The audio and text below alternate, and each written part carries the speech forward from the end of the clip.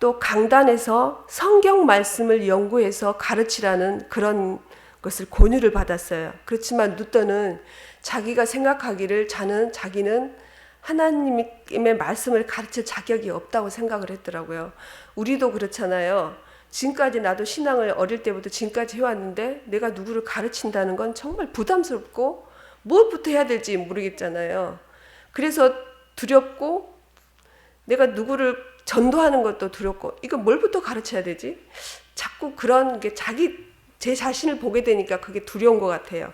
그래서 루터도 마찬가지였던 것 같아요. 그렇지만 루터는 이미 성경에 능한 사람이었고 하나님의 은혜가 그 위에 임해 있던 사람이었습니다. 그래서 진리를 힘있게 제시하였으므로 듣는 자에게 확신을 주고 그의 열정은 사람들을 감동시켰다고 되어 있습니다. 우리도 하나님의 말씀의 진리를 전할 때 확신을 가지고 전하면 듣는 사람이 정말 확신을 받잖아요. 근데 긴가 이렇게 가르치면 그 사람도 확신을 가지지 못하고 좀 그럴 때가 있어요. 그러니까 우리 자신부터서 하나님 말씀을 잘 배워서 내가 그 확신 가운데 있어야 될 것 같아요. 이 루터는 독일 사람이에요. 독일에서 로마를 가는 게 굉장히 좋은 일이었나 봐요. 로마 성을 보는 거. 그래서 루터가 이제 수도원을 방문하기로 했는데 가는 도중에 이탈리아나 이런 수도원을 방문했는데 자기는 수도원 생활이 문정걸식을 했잖아요. 이 문정걸식을 하고 굉장히 어려운 수도 생활을 했는데 이탈리아나 이런 데를 가보니까 너무 호화스럽고 사치스러운 것을 보고 놀랬다고 돼 있어요. 근데 그리고 사람들은 성경을 안 읽잖아요. 그런 데는 성경을 읽는 것 자체가 불법이잖아요. 그래서 루터는 암흑과 광명은 조화될 수 없다. 진리와 오류의 사이에는 피할 수 없는 싸움이다. 그리고 사제권을 발매하는 것들을 굉장히 면죄부를 발매하는 거 있잖아요. 내가 죄를 지어서 이걸 사게 되면 죄가 없어지는 거. 그런 거 있으면 좋긴 하겠죠. 내 죄가 없어진다는데 돈만 주면 없어진다는데 그게 얼마나 좋겠어요. 근데 그게 하나님의 방법은 아니잖아요. 그래서 하나님을 경배하는 교회당이 죄의 값으로 건설되고 그 모퉁이의 주춧돌이 불의의 값으로 놓이게 될 것이었다. 사제권을 발매하면서 루터가 안타까워하는 게 뭐냐면 그들이 성경을 가지고 있었다면 그렇게 속지 않았을 것이라는 거. 그러니까 우리도 성경을 열심히 읽다 보면 이런 오류들에 대해서 우리가 속지 않는다는 거죠. 52기조의 논제를 공개함. 여기서 이게 52기조에 대한 것들이 그 반박문을 써가지고 대학문이나 이런 데다 붙였다고 그래요. 그걸로 인해서 사람들이 수입이 줄었대요. 이제 그렇게 막 축제하고 막 이런 것들에 대해서 축제할 때 와서 판매하고 그 면죄부를 사고 하는 것들이 많이 줄었답니다. 그래서 이때에 그 루터가 말하는 것이 뭐냐면 행위로서 구원을 받는 게 아니고 믿음으로써 말미암는 거. 근데 루터가 그 책에 제가 각시대 대쟁투를 보니까 루터가 믿음으로 말미암는 의를 한 게 아니고 이미 그 전에 다른 개혁자가 믿음으로 말미암는 의를 주장했다고 돼 있더라고요. 네. 그 루터가 하는 말이 구원을 얻기 위하여 굴욕과 고난을 헛되이 노력한 자기의 쓰라린 경험을 말하고 자신을 보지 않고 그리스도를 믿음으로 평안과 기쁨을 얻었다는 사실을 청중에게 호소했답니다. 이게 종교 개혁의 발판이 됐습니다. 탄압과 핍박이 일어났겠죠. 당연히. 면죄부를 판매하지 못하니까 로마 교황청에서는 어떻게 되겠어요? 수입이 줄고 자기들의 교리에서 굉장히 이제 부정적인 것이니까. 그래서 이제 핍박이 일어났는데 루터가 이제 그때부터는 사람의 도움이 끊어졌잖아요. 그랬을 때 하나님을 바라본다는 거. 우리가 반드시 어떤 개혁이 있을 때는 사람들의 반대가 있고 내가 혼자 서야 될 때가 있다고 되어 있습니다. 그럴 때 우리는 남들이 나를 어떻게 평가하든지 누가 나를 나쁘게 하든지 그런 거 생각하지 말고 하나님만 바라보면서 해야 된다는 거. 그리고 제일 먼저 해야 할 일이 기도이라는 거. 기도. 굉장히 루터가 기도를 강조를 많이 했더라고요. 원수들의 관례나 유전이나 법왕의 권위나 주장을 가지고 대항해 올 때 루터는 오직 성경으로서만 대항을 했답니다. 그리고 루터로부터 귀중한 빛을 받은 많은 사람들이 사단의 분노의 표적이 되어 진리를 위해 담대히 고문과 죽임을 당했다. 이때 종교 암흑 시대에 거의 5천만 명이 죽었다고 돼 있어요. 그때는 막 사람을 화형장에다 많이 태워 죽였잖아요. 죽여서 불을 태워 죽였고. 근데 이런 사람들이 죽을 때 굉장히 기쁨으로 죽었답니다. 그러니까 사람들이 그 예수님이 그 제자들의 풀물불에 다니엘 시대에 그 풀물불을 많이 생각을 했답니다. 그 뜨거운 불에서도 하나님께서 나를 구원해 주시겠지. 그러면서 내가 몸을 죽을지라도 내 영혼은 어떻게 구원을 받는다는 거. 그리고 법왕의 이제 사절 앞에서 신문을 받아야 되겠죠. 루터가 이 신문을 받을 때 태도, 우리도 어떤 사람들한테 태도를 잘 해야 될 것 같아요. 개혁자는 루터는 하나님의 능력으로 단순하고 겸손하고 굳센 태도로 진리를 제시했다고 돼 있어요. 사람들이 이걸 다 봤답니다. 그리고 법왕의 사절은 의시되고 거만하고 횡포하고 비합리적인 태도로 9절의 성경 말씀을 하나도 인용하지 못한 채 화를 내면서 너가 했던 것들을 그 논제를 취소하라. 계속 그런 말만 했답니다. 근데 이것을 많은 사람들이 지켜보고 있었답니다. 지켜봤을 때 루터의 자세하고 그 법왕의 사절 자세를 비교해서 사람들이 많이 루터를 옹호를 했다는 그런 말씀도 있더라고요. 우리도 우리의 어디 가서 우리의 모습들이 남들이 다 보게 될 때 이런 것들을 참 잘해야 될 것 같아요. 그리고 로마교에서 최종적으로 분리됐어요. 이렇게 되면 쫓겨날 수밖에 없겠죠. 루터가. 그래서 쫓겨났대요. 그리고 법왕의 교서를 루터가 불을 태워버렸으니까 당연히 쫓겨나겠죠. 그랬을 때 루터가 하는 말이 루터는 그의 사업이 미약하다고 조소하는 원수들의 비난에 대하여 다음과 같이 대답했답니다. 하나님께서 나를 택하시고 부르시지 않으셨다는 것을 누가 알며 그들이 나를 멸시함으로 하나님 자신을 멸시하는 일이 될까 두려워하지 않아야 한다는 것을 누가 알겠는가.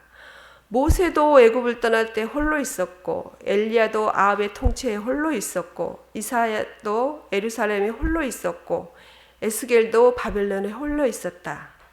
그러면서 하나님께서는 대제사장이나 어떤 위대한 사람을 선지자로 택하지 않으시고 일반적으로 지위가 낮고 멸시받는 사람들 중에서 하나님의 대리자를 선택을 했다고 돼 있습니다.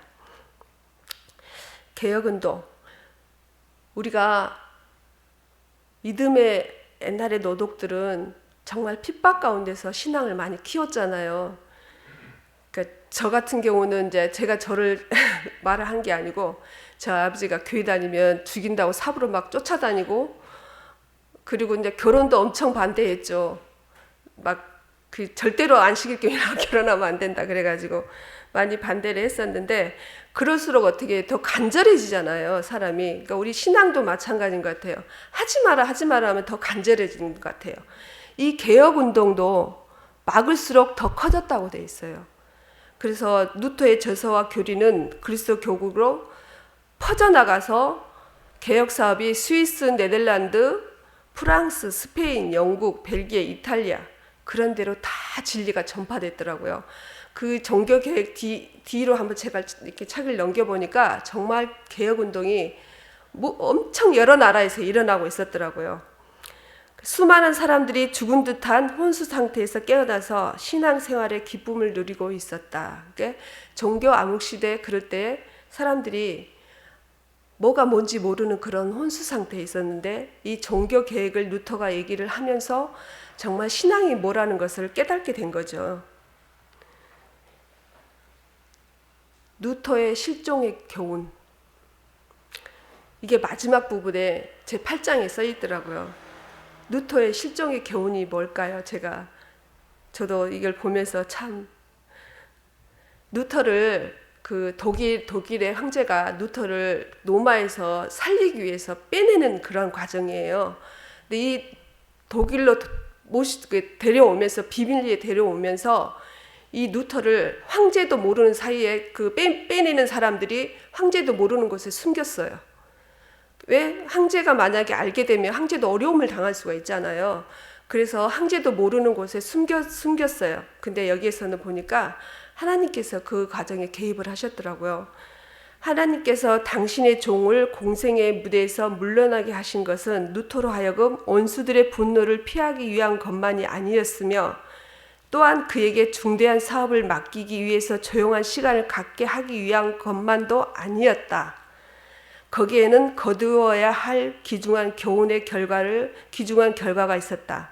한적하고 격리된 산장에 있으므로 루터는 세상의 지지를 받지 못하게 되었고 사람들의 칭찬에서 끊어지게 되었다.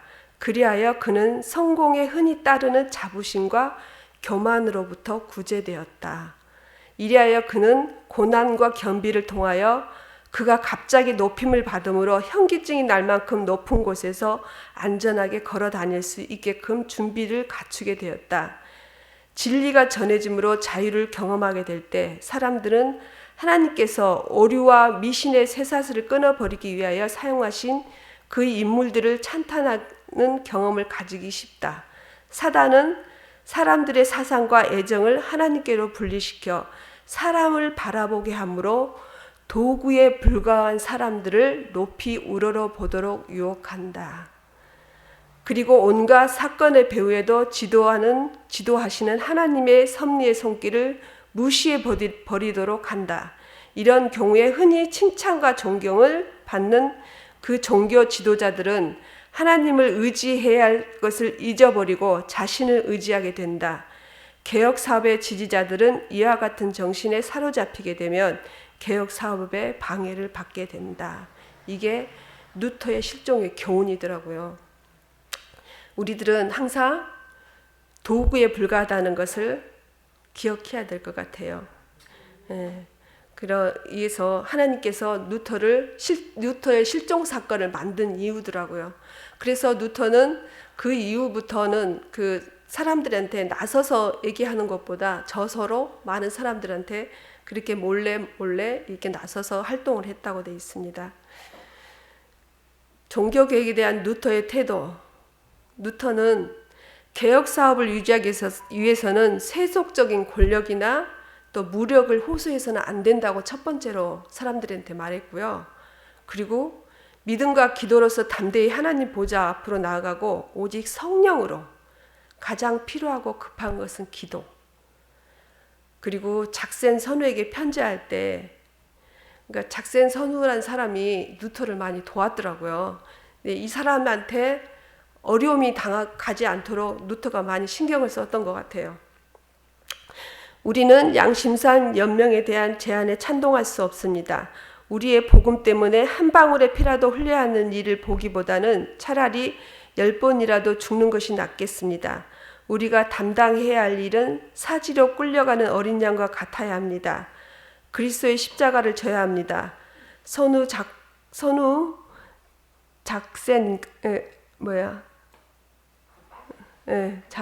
두려워하지 마십시오. 우리는 우리의 기도로서 우리의 원수들이 자랑하는 것보다 더욱 큰 일을 할 것입니다. 우리의 형제들의 피로써 전하의 손을 더럽히지 마십시오. 만일 황제께서 우리를 법정에 넘겨주도록 요구하신다면 우리는 출두할 준비가 되어 있습니다. 전하가 우리의 믿음을 지켜줄 수는 없습니다. 누구든지 위기를 당하면 자기의 믿음은 자기가 지켜야 하는 것입니다. 이게 우리가 마지막 때의 야곱의 환난도 이런 말씀이잖아요. 하나님하고 나하고의 관계지 사람들하고 관계는 아니기 때문에 위기를 당하면 자기의 믿음은 자기가 지켜야 된다는 사실을 기억해야 될 것 같습니다.